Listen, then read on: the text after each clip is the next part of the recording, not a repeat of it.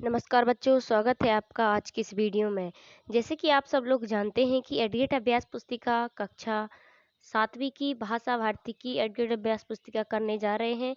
आप लोगों को पता होगा कि 2024 से 25 के बीच की एडगेट अभ्यास पुस्तिका आ गई है नई वाली। तो अभी तक चैनल को सब्सक्राइब नहीं किया तो सबसे पहले चैनल को सब्सक्राइब करें, वीडियो को लाइक करें, कमेंट करें और बिना स्किप किए वीडियो को अंत तक ज़रूर देखें। ज़्यादा से ज़्यादा वीडियो अपने दोस्तों के साथ शेयर भी करें जो आप लोगों के साथ कक्षा 7वीं में पढ़ते हैं, और जो छठी में पढ़ते हैं, 7वीं में, 8वीं में, सारे बच्चों की वीडियो इसी चैनल के प्लेलिस्ट में जाके देख लेना, आप लोगों को मिल जाएंगी क्योंकि इसी चैनल पर सारी वीडियोस अपलोड हैं, तो आप यहीं से कर सकते हैं। एडगेट वर्कबुक प्रश्नोत्तर पुस्तिका भाषा भारती यानी कि हिंदी कक्षा 7वीं देख सकते हैं आप। यहाँ टोटल अपने 25 अध्याय हैं, 25 पाठ हैं, जिनमें से आज इस वीडियो के माध्यम से पाठ पहला मेरी भावना ए वाला चैप्टर करने जा रहे हैं, तो वीडियो के अंत तक जरूर बने रहें। पाठ 1 मेरी भावना, इसका पहला प्रश्न है, प्रार्थना कविता के आधार पर हृदय में कौन सा भाव होना चाहिए? तो इसमें प्रेम भाव होना चाहिए। कौन सा? प्रेम भाव। दूसरा, कविता में सौंदर्य उत्पन्न करते हैं तो अलंकार। क्या है बच्चों? अलंकार। इसके बाद 2 प्रश्न हो गए हैं। तीसरा प्रश्न क्या है? दूसरों की उन्नति को देखकर उसका भाव नहीं आना चाहिए। किसका? ईर्ष्या का। प्रेम का आना चाहिए, दया का आना चाहिए और सेवा का भी आ जाना चाहिए, लेकिन जब दूसरों की उन्नति हो तो उसमें ईर्ष्या का भाव नहीं आना चाहिए।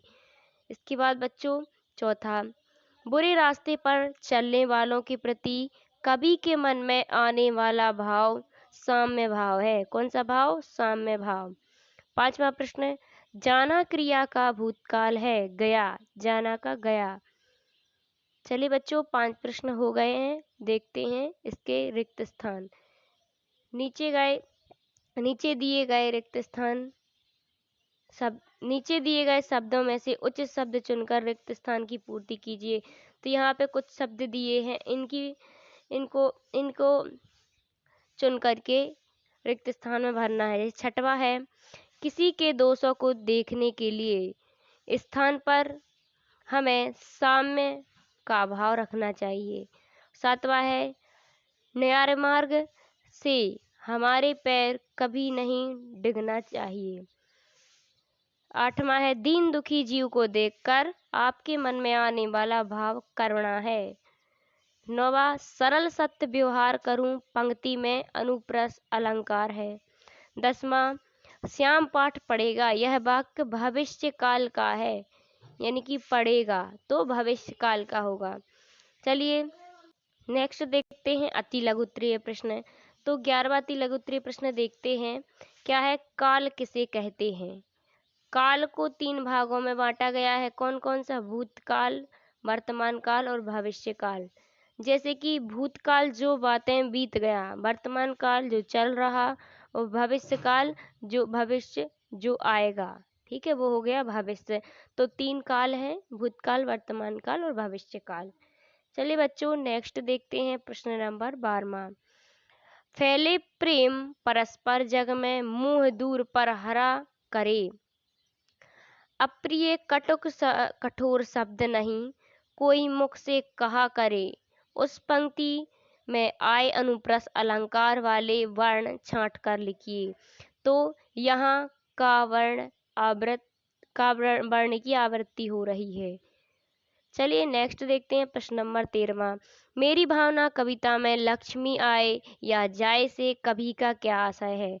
तो मेरी भावना कविता में कवि ने कहा कि लक्ष्मी तो आती जाती रहती है, हमें कभी भी लालच नहीं करना चाहिए और मृत्यु का कोई भरोसा नहीं है।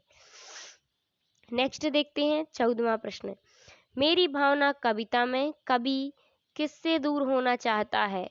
तो उत्तर में आ जाएगा, मेरी भावना कविता में कवि अहंकार, ईर्ष्या और क्रोध, किससे? अहंकार, ईर्ष्या और क्रोध और बुरे कर्म आदि से दूर रहना चाहता है।